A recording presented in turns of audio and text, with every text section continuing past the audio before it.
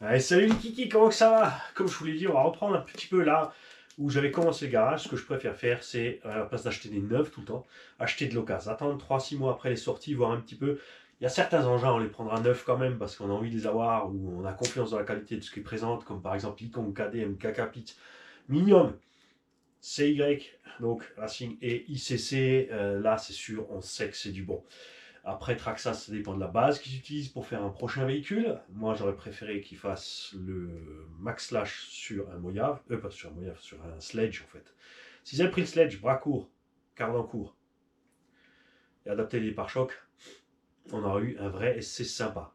Pour moi, le Max Slash est mal équilibré. On a le poids en arrière en SC, il nous faut le poids devant. Et comme ça. Enfin, perso, moi, c'est ce que je préfère. Je suis pas un grand fan du Max Slash, il n'y a rien à faire. Pas assez de garde-sol, de débattement, tout ça, il n'y a rien qui va. Alors, j'ai acheté à un tonton de la chaîne un Kakapit K1. C'est un V1, mais qu'il a équipé avec les pièces V2. Parce que pour la petite histoire, c'est Warthog qui m'a piqué le K1 V2.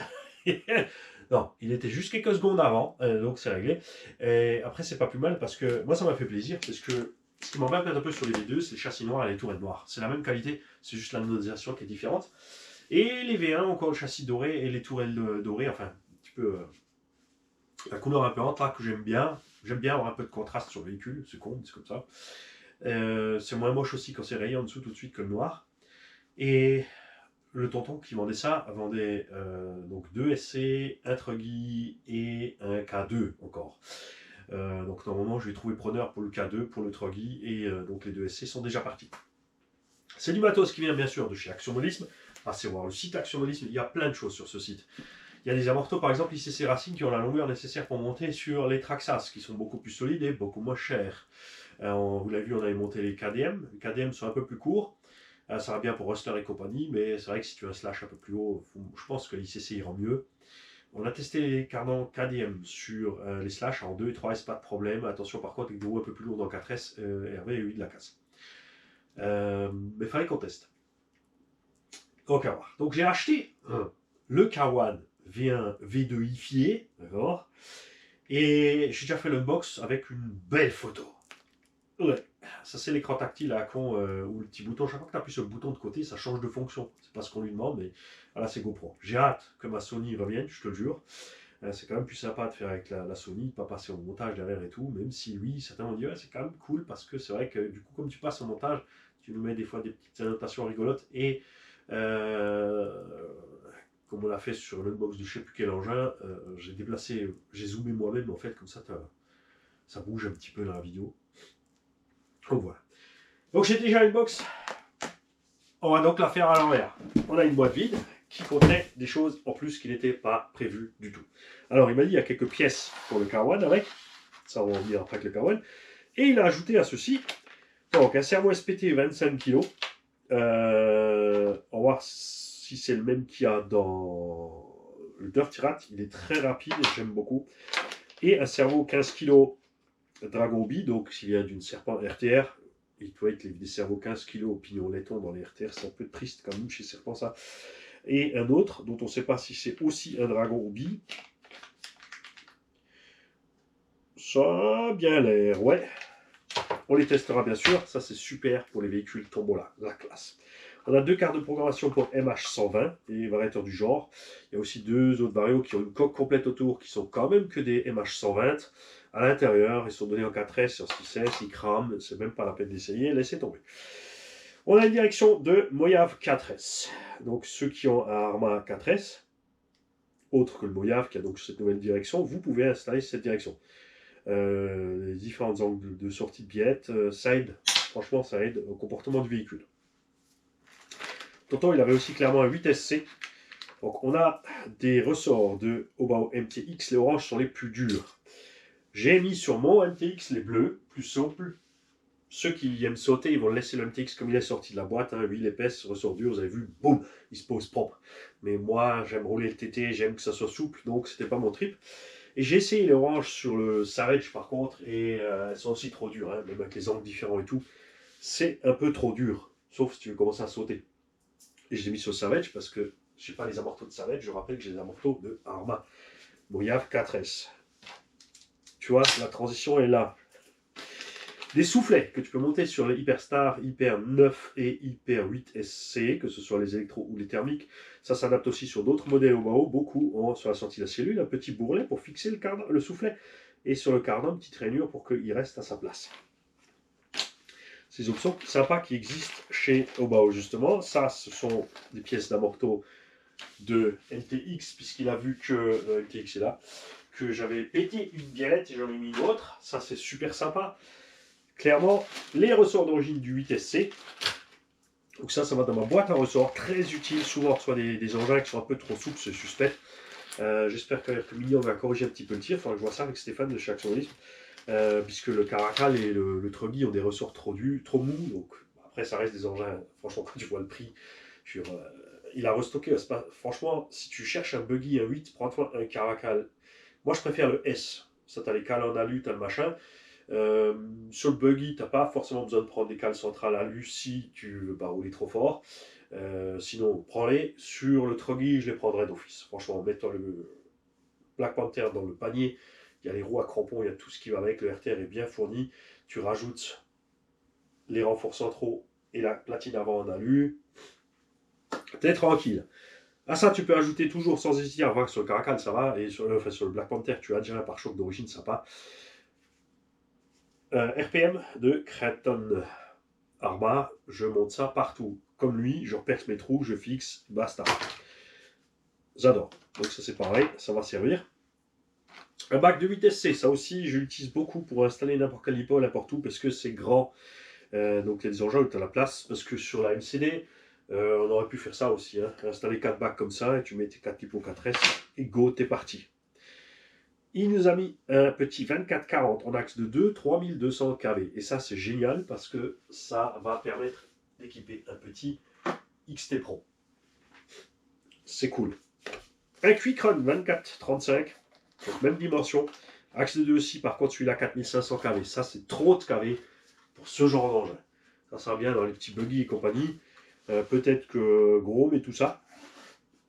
Je sais pas trop. Après, les Grom, j'ai vraiment pas envie. Hein. Tu vois le prix du Grom, son gabarit, et à côté, tu as le MGX à 4 à 5 balles qui lui met une pilule dans tous les sens. Le moyen, je peux comprendre, il est chouette, il est beau. Mais ça s'arrête là. Et il m'a laissé 2 moteurs en plus avec. Donc un Surpass 4 pôles 1700 kV en 68 mm. Donc ça, c'est idéal pour Moyave 4S en 6. C'est pas pour rien qu'il l'a mis là. Dans le Moyave, à ce sujet, vous pouvez déplacer le roulement avec le support roulement de l'ancienne version. Vous pouvez l'acheter à part. Par contre, faut prendre la dimension du cardan là où tu poses ton palier. Il y a différentes épaisseurs, c'est pour ça que je ne te donne pas la dimension. Tu prends ton cardan, tu mesures ton cardan, et ensuite tu rentres tes dimensions, et tu trouves. Si tu ne trouves pas, il faut peut-être rajouter une bague dedans, tu as un bout de tube, et pour avoir le roulement à la bonne taille par-dessus. Hein. Il y a moyen de faire, hein. Franchement, pour déplacer ce palier, ça va super bien. Et un 4274 2000 kV Obi-Wan dernière génération de Quick Run. Ces moteurs très très lourds, 500 grammes, c'est le poids aussi du moteur du Traxxas Sledge, contre 380 grammes, un moteur identique de qualité. Ça fait quand même énorme, 120 grammes de différence. L'avantage pour eux, c'est une meilleure maîtrise de la température et un aimant qui ne peut pas éclater parce qu'il a un manteau en... Salut à tous, n'oubliez pas que chez Action Mobilisme, 20% de remise exceptionnelle sur tous les crawlers Dicon, dernier modèle de la gamme, non rebadgé par les autres, avec le code promo RCG68, grand R, grand C, grand G, 6, 8. Allez dévaliser la boutique.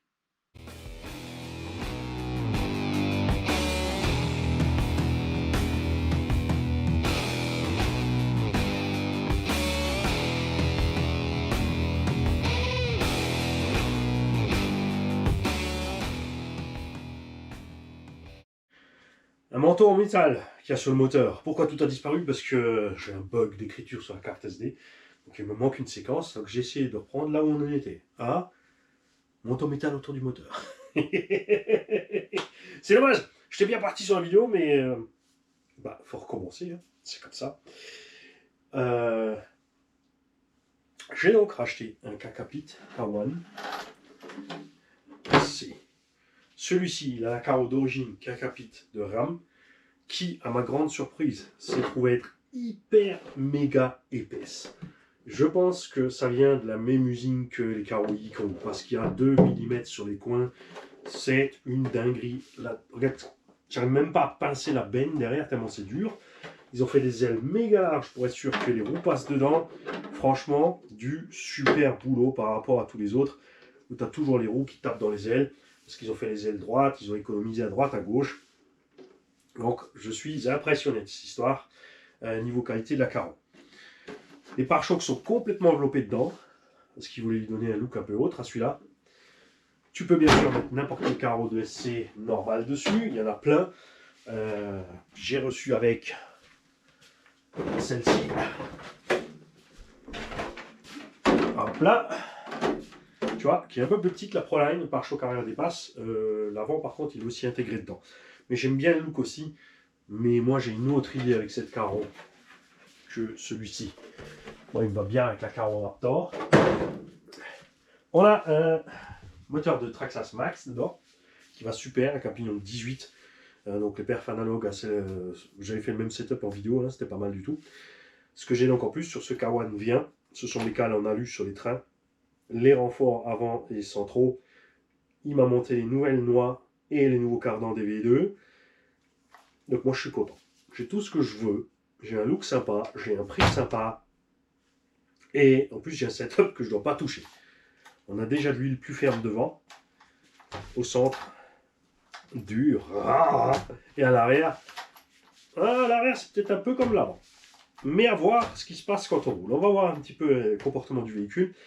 C'est un engin qui a les barres stables et tout. C'est un engin vraiment type compétition. C'est ce que tu as sur un Losi SC de compète qui coûte 550 balles, sans roue, sans carreau. Chez Yikon, chez Kakapit, ça coûte 350 € l'engin.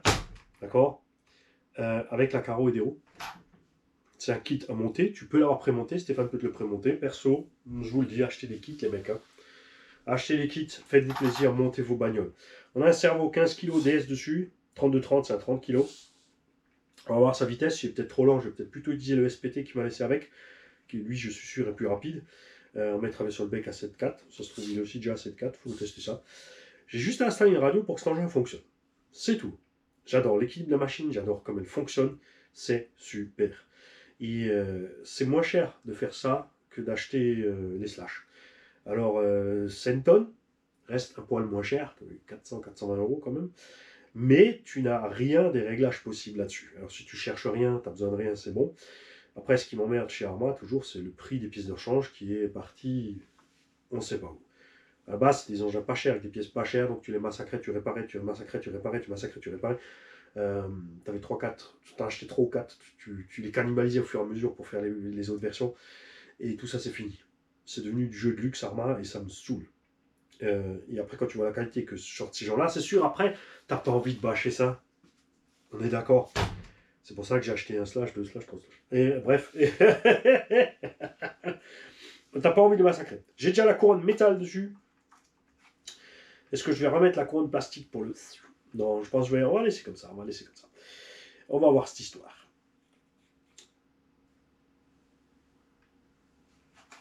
Donc je vous invite encore une fois, hein, c'est sérieux, allez voir le site Actionmobilisme. Passez un peu en revue ce qu'il a. Je te l'ai dit, il faut être patient. Parce que c'est par arrivage, par commande, c'est une toute petite boutique, il est tout seul, il fait du boulot de dingue pour qu'on arrive à avoir du matos de fou à des prix normaux.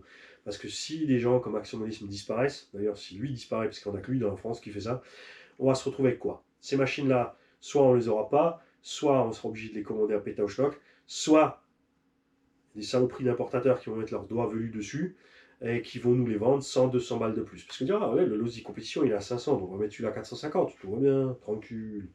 Tu vois. Et ça j'ai vraiment pas envie. On va se faire chier pour les pièces. Là, les pièces sont pas chères, il a tout en stock, ça va super vite. Ce que j'apprécie beaucoup aussi à ces constructeurs, Icon, KDM, ICC Racing, Mingyang, c'est quand ils font des mises à jour, ça va vite. Ça va vite et tu es au courant. Et genre, quand tu vois KDM qui a envoyé les pièces V2 à ceux qui avaient les V1, franchement, les autres font pas ça. Au Bao, ils ont envoyé des triangles à ceux qui avaient des problèmes de triangle, de Taïwan direct dans la boîte aux lettres.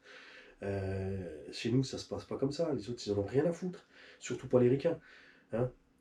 Et donc, franchement, soutenez-le. allez soutenir Action Modisme et de acheter chez lui. Vous ne serez pas déçu du matos, vous ne serez pas déçu du fonctionnement, vous ne serez pas déçu du truc. Il faut juste être patient. Je le répète, il est tout seul. C'est pas son boulot principal. Il fait ce qu'il peut. Moi, j'aime bien commander chez lui. Je fais une petite liste. Je balance ma liste. Et ensuite, il m'écrit 2-3 semaines après. C'est bon, j'ai. Je te prépare le colis. Ouais, tiens, rajoute-moi encore un moteur, ici et ça. Et boum, c'est parti, c'est expédié. On a besoin de lui. Donc, n'hésitez pas à le soutenir. Franchement, un mec en or, Stéphane de chez Action Modisme. Il n'y a vraiment personne qui fait ça à part lui. Je veux dire, un importateur autrichien qui se bouge un peu plus aussi que les autres, c'est Robitronic. Mais il ne peut pas tout avoir non plus. Il fait déjà beaucoup de choses, donc il ne peut pas se mettre partout non plus. Les Allemands commencent à se réveiller. Comme dit, j'ai pas du tout envie qu'en France ce soit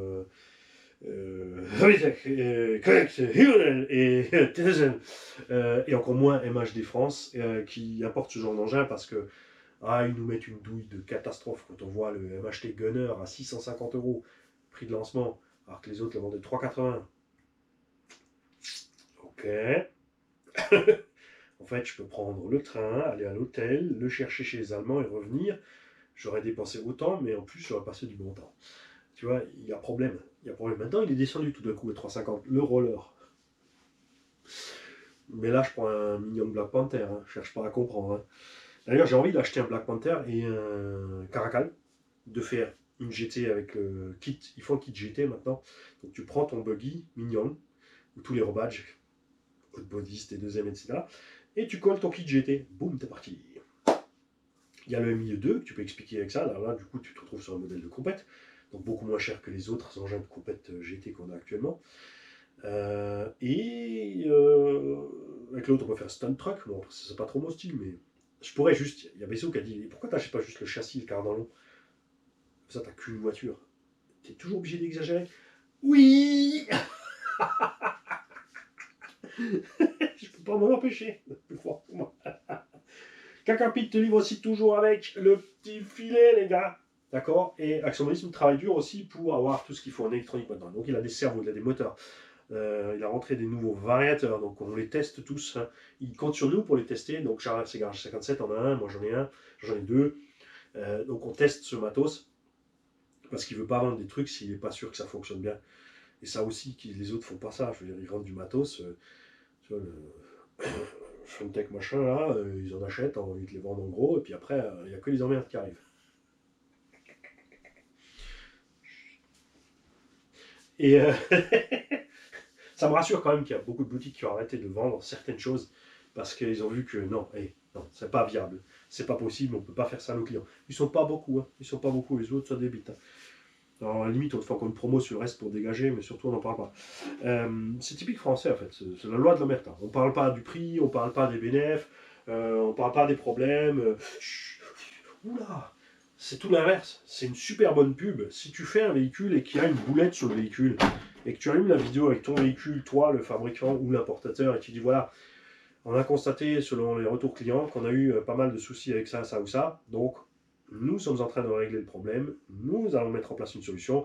Ceux qui ont le souci, merci de nous contacter pour régler. Et bien sûr, et ensuite, il y a aussi toi, en tant qu'acheteur, de faire un peu la part des choses. Si le gars te dit, écoute, je peux t'envoyer, tu démontes le vario, tu me l'envoies, on peut le reprogrammer, on te le renvoie, tu le réinstalles. Il y en a qui vont dire, non, je veux une autre voiture, ils vont renvoyer toute la voiture, ils vont avoir une autre voiture, mais voilà, démonte-le, envoie-le. Si eux, ils font un geste, les gens feront un geste aussi. Tu vois, et après, par contre, tu as cette méga pub de merde, t'as vu ça? Ça, c'est chez nous, c'est en France, on peut compter sur eux.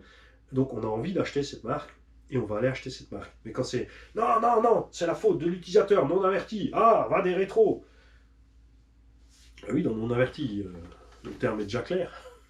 S'il est débutant, il n'y connaît rien. Pourquoi il a acheté un véhicule pour débutant qui ne connaît rien? Pourquoi il devrait savoir des trucs techniques? Tu vois, ce genre de choses, ça fait de la mauvaise pub. Alors que de l'autre sens, quand tu as du soutien de la boutique, ici on a eu, moi j'ai acheté un des engins avec des noix et des cardans mis à jour.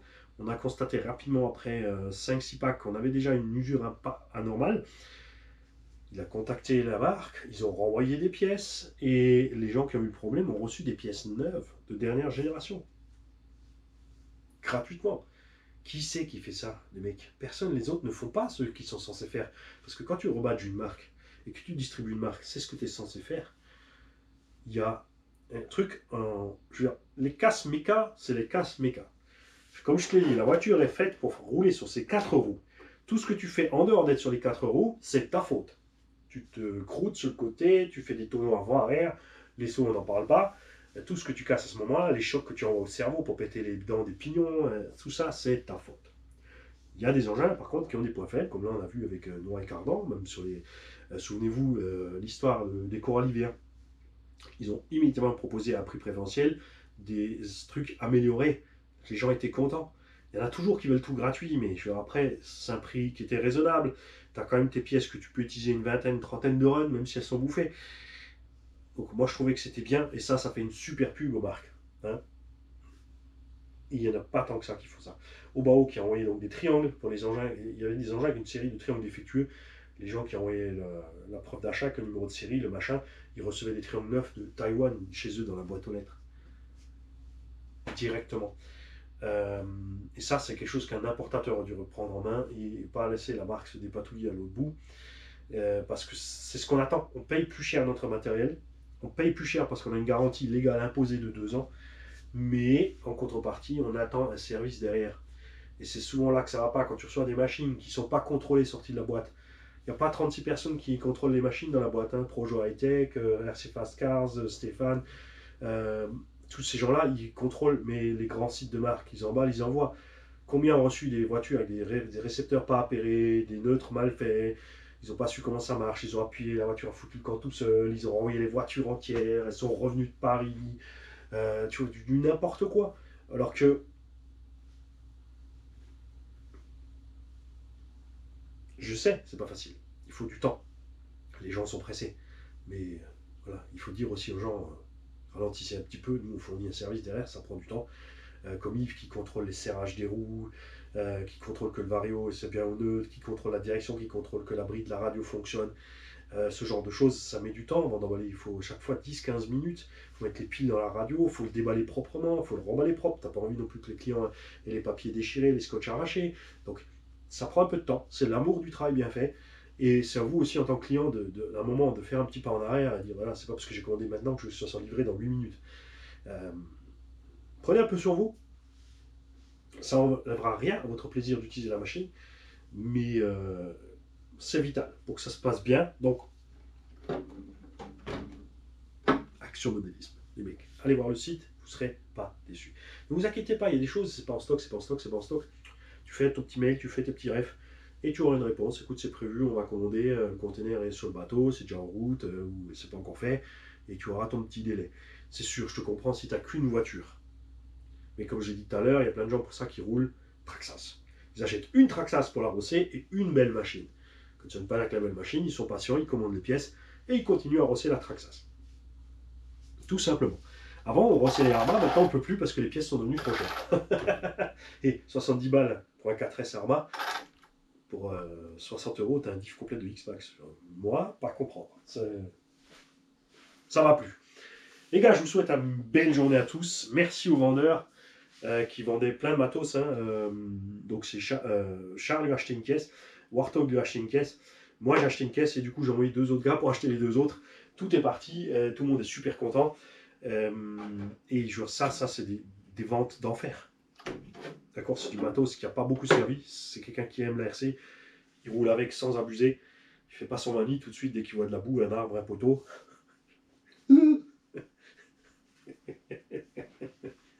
Allez, j'y vais, ça va dérailler. Bon appétit les gars. Enfin oui, non, je dis bon appétit parce que moi je vais à table.